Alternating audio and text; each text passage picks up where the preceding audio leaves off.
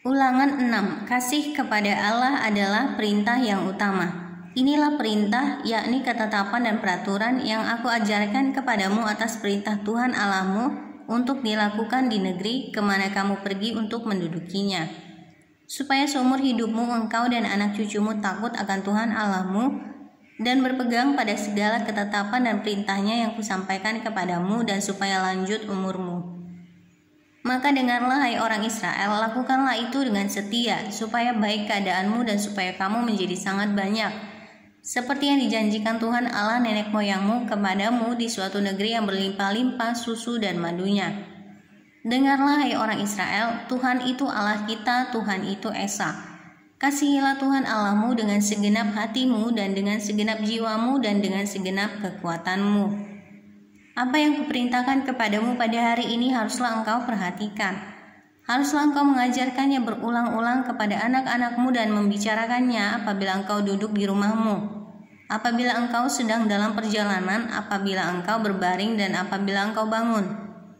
Haruslah juga engkau mengikatkannya sebagai tanda pada tanganmu, dan haruslah itu menjadi lambang di dahimu. Dan haruslah engkau menuliskannya pada tiang pintu rumahmu dan pada tiang pintu gerbangmu. Maka apabila Tuhan Allahmu telah membawa engkau masuk ke negeri yang dijanjikannya dengan sumpah kepada nenek moyangmu, yakni Abraham, Ishak, dan Yakub, untuk memberikannya kepadamu, kota-kota yang besar dan baik yang tidak kau dirikan, rumah-rumah penuh berisi berbagai-bagai barang baik yang tidak kau isi, sumur-sumur yang tidak kau gali, kebun-kebun anggur dan kebun-kebun zaitun yang tidak kau tanami. Dan apabila engkau sudah makan dan menjadi kenyang, maka berhati-hatilah, supaya jangan engkau melupakan Tuhan yang telah membawa kamu keluar dari tanah Mesir, dari rumah perbudakan. Engkau harus takut akan Tuhan Allahmu, kepada Dia haruslah engkau beribadah, dan demi namanya haruslah engkau bersumpah. Janganlah kamu mengikuti Allah lain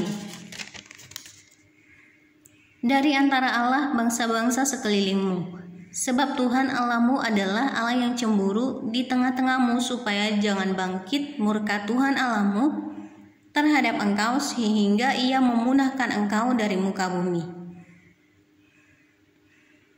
Janganlah kamu mencobai Tuhan Allahmu seperti kamu mencobai Dia di Masa.